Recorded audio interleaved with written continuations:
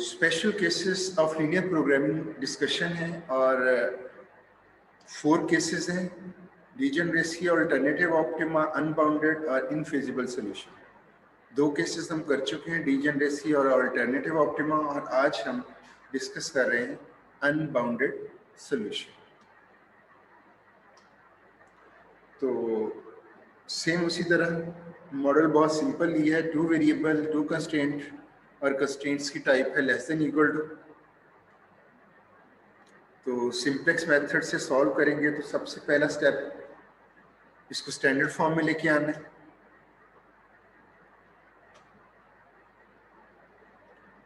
दो less than equal to constraints हैं, 2 slack variables introduce करवाएं और जो ऑब्जेक्टिव फंक्शन है उसको right hand side equal to 0 कर दें। टेबल का स्ट्रक्चर होगा 4 वेरिएबल है और 4 वेरिएबल में एक सोल्यूशन कॉलम, एक बेसिक, और मैंने एज इट इज डायरेक्ट ये आपका फिल कर दिया। S1 equal to 10, S2 equal to 40 और Z इक्वल टू 0, और ऑब्जेक्टिव से -2 -1 0 0 और 1 -1 1 0, ये कंस्ट्रेंट सेक्शन है। 2 0 0 1 2 0 0 1। तो आपकी ऑप्टिमलिटी कंडीशन ये बता रही है कि सोल्यूशन ऑप्टिमल नहीं है और आपका x1 एंटरिंग वेरिएबल होगा due to most negative coefficient in Z row. Entering variable decide हो चुका है x1। लिविंग के लिए रेशियो लेनी है, रेशियो होगी 10 डिवाइड बाई 1 40 डिवाइड बाई 2। तो मिनिमम इसमें है 10 और उसके अगेंस्ट वेरिएबल है S1। तो S1 आपका लिविंग वेरिएबल होगा।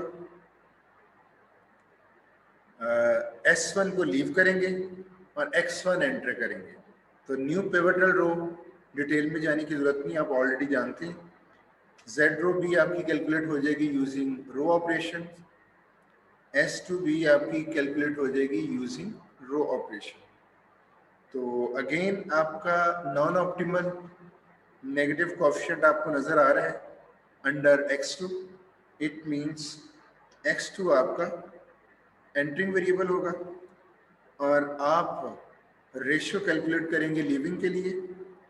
तो 10 डिवाइड बाई -1 ये इनवैलिड, 20 डिवाइड बाई 2 10। तो सिर्फ ये 10 ही मिनिमम रेशियो होगी और S2 आपका लीव कर जाएगा।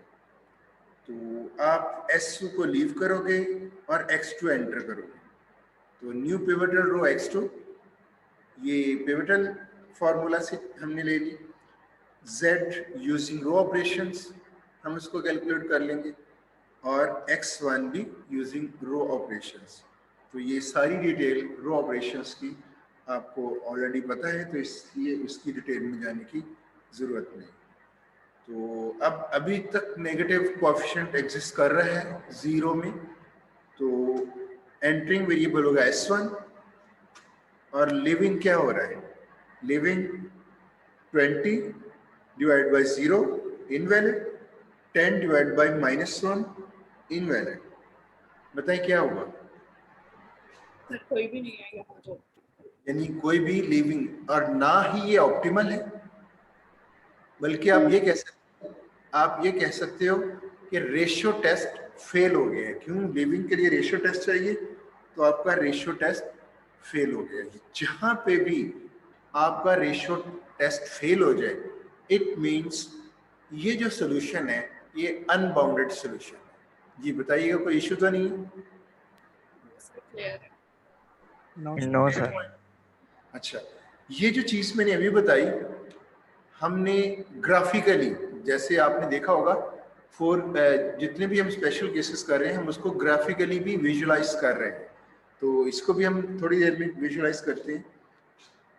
ये आपका सोल्यूशन अनबाउंडेड है। इंडिकेशन ये है कि अगर आपका रेशियो टेस्ट फेल हो जाए, जाहिर है रेशियो टेस्ट उस वक्त लगा रहे होते हैं जब सोल्यूशन ऑप्टिमल नहीं होता, एंटरिंग का डिसाइड ले चुके, उसके बाद रेशियो टेस्ट की बारी आती है।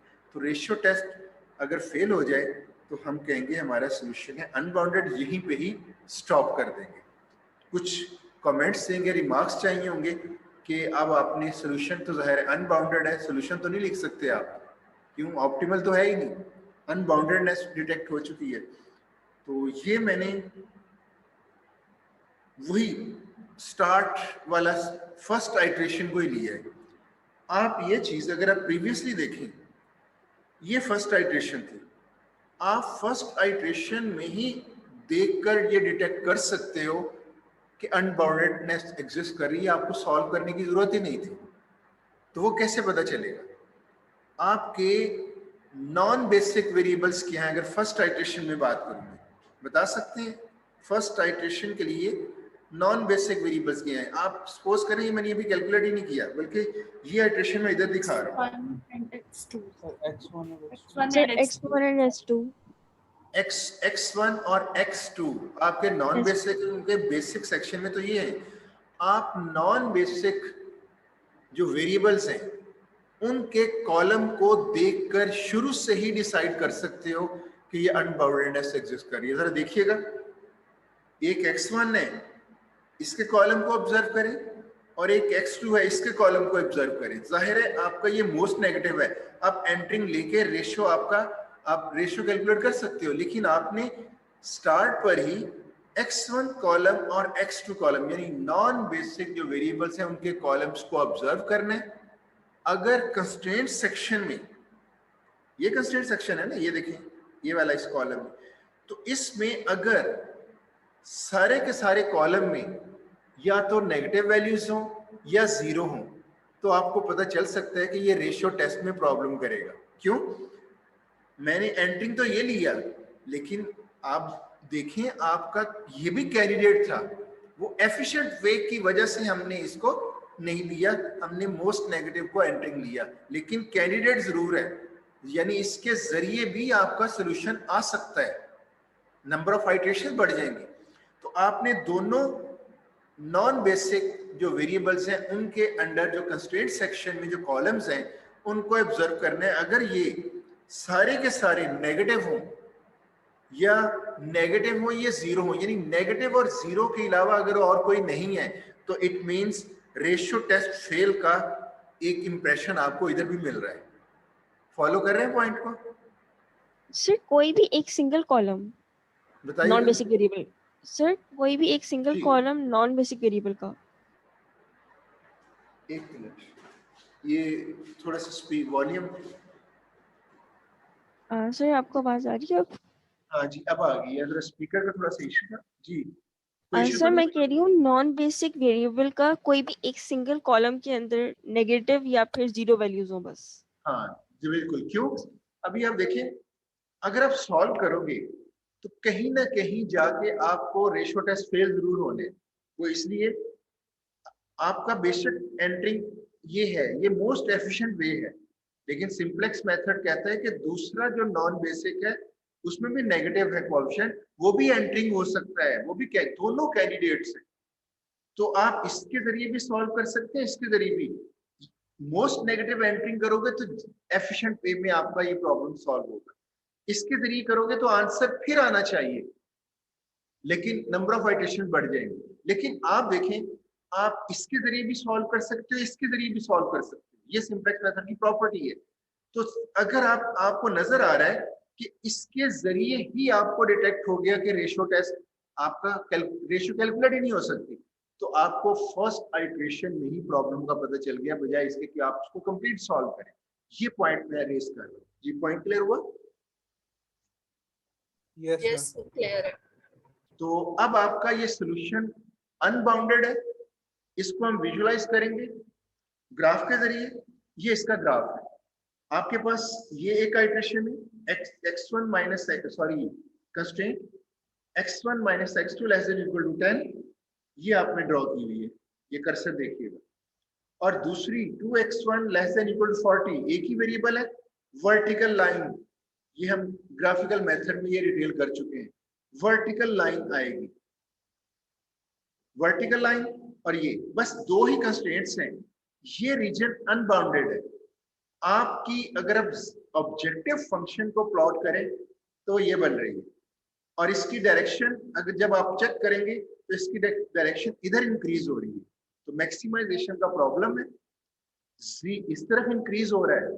अब मुझे बताएं, ये पोर्शन इतना गैप बता रहा है कि z और इंप्रूव हो सकता है, तो जैसे ही आप z को और ऊपर लेके जाओगे, ये लाइन भी तो इन्फिनिटी लेवल तक जा रही है, ये जो वर्टिकल है, तो जैसे ही आप ऊपर लेके जाओगे तो ये भी वर्टिकल एक्सपेंड होगी, तो ये आपका ऑप्टिमल सॉल्यूशन मिलेगा ही नहीं आपको, क्योंकि जितना आप इसको इंक्रीज करते जाओगे तो ये लाइन भी ऊपर इंक्रीज होती जाएगी। तो आपको ये रीजन ऐसे आप एक्सपेंड करें, आप इसको इस लाइन को जरा एक लेंथी एक डिस्टेंस पे ड्रॉ करके देखिए, तो जैसे ही आप z को पैरेलल ऊपर ड्रैग करोगे तो आपको कॉर्नर पॉइंट मिलेगा नहीं, ये इंफिनिटी तक ड्रैग होता जाएगा। ये ऑब्जर्वेशन क्लियर है जी स्टूडेंट? जी सर क्लियर है। जी सर। सिर्फ बात ये हो रही है कि ये लाइन इंफिनिटी तक जा रही है, ये वर्टिकल, ये आपका इस तरह से आपने जी बनाया हुआ है, जितना आप इसको इंक्रीज करते रहोगे ये अनबाउंडेड रीजन और एक्सपेंड होता रहेगा, तो आपको कॉर्नर पॉइंट नहीं मिलेगा। इट मींस ये नजर आ रहा है कि ये सॉल्यूशन अनबाउंडेड है। लेकिन एक चीज और, कि किस डायरेक्शन में अनबाउंडेड है ये भी बताया जा सकता है, किस डायरेक्शन में, और वो डायरेक्शन कौन सी है? ये जो आपका फर्स्ट आइट्रेशन में जिस वेरिएबल की वजह से आपने डिटेक्ट किया था कि ये अनबाउंडेड सॉल्यूशन है, उसी डायरेक्शन में ये अनबाउंडेडनेस हो। आप देखिए x2 था वेरिएबल जिसमें हमें पता चला स्टार्ट से ही कि ये रेशियो टेस्ट फेल हो रहा है, यानी आपके कोएफिशिएंट माइनस और जीरो वैल्यूज के साथ जीरो, तो आपका उसी डायरेक्शन, ये देखो ये x2 डायरेक्शन में अनबाउंडेड है, ये x1 तो ये कवर किया हुआ है, ये बाउंडेड है x1, लेकिन x2 अनबाउंडेड है। ये पॉइंट भी क्लियर हो गया? Yes sir. और अगर एक और चीज देखनी है हमने, आपने इसका आंसर क्या करना है, आज जैसी डिटेक्शन हुई आप कहोगे कि क्योंकि ये नॉन बेसिक वेरिएबल के अंडर नेगेटिव और जीरो कोएफिशिएंट्स हैं, इसलिए इसका सॉल्यूशन अनबाउंडेड है। आपको सॉल्व करने की भी जरूरत नहीं, आप कहें ये सॉल्यूशन अनबाउंडेड है। एक तो ये बताना है कि ये अनबाउंडेड है, दूसरा ये बताना है कि किस डायरेक्शन में अनबाउंडेड है, वो भी मैंने आपको बता दिया, x2 डायरेक्शन में अनबाउंडेड है। और तीसरा आपने ये बताना है कि क्या इसका z भी अनबाउंडेड है, मीन इंप्रूव करते जाएं करते जाएं करते जाएं तो वो भी इंफिनिटी तक इंप्रूव करते जाएगा। उसके लिए भी ये जो इसका कोएफिशिएंट है नेगेटिव, जाहिर है जब फर्स्ट टाइम पे आपने ऑब्जेक्टिव फंक्शन लिखा ये नेगेटिव और पॉजिटिव दोनों हो सकते हैं। अगर ये नेगेटिव है तो इट मींस z भी अनबाउंडेड है, उसकी कोई डायरेक्शन नहीं, उसकी कोई लिमिट नहीं है, वो इंप्रूव करता जाएगा। और अगर ये पॉजिटिव है तो फिर z अनबाउंडेड नहीं। दूसरी बात, अगर मैक्सिमाइजेशन केस में ये नेगेटिव बता रहा है कि z भी अनबाउंडेड है, ये तो ये बता रहा था ना कि रीजन अनबाउंडेड है, इस कॉलम में ये बताया कि ये जो शेडेड रीजन है ये अनबाउंडेड है। इस नेगेटिव ने बताया कि z भी अनबाउंडेड होगा और वो इंक्रीज करेगा अप टू इंफिनिटी। ये है मैक्सिमाइजेशन के केस में।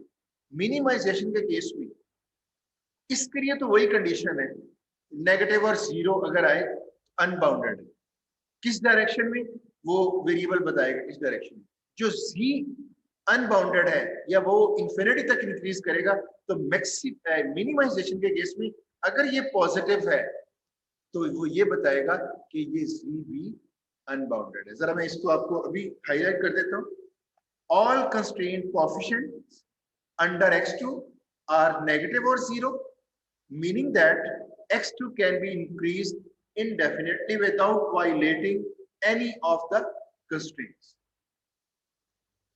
Because each unit increase in x2 will increase z by 1, so an infinite increase in x2 will also result in an infinite increase in z. Thus, the problem has no bounded solution. और z के बारे में, if any iteration, किसी भी iteration पे, the constraint coefficients of any non-basic variable are negative or zero, then solution space is unbounded in that direction. वो आपको बात की है कि आपका जो x किस डायरेक्शन में ये अनबाउंडेड।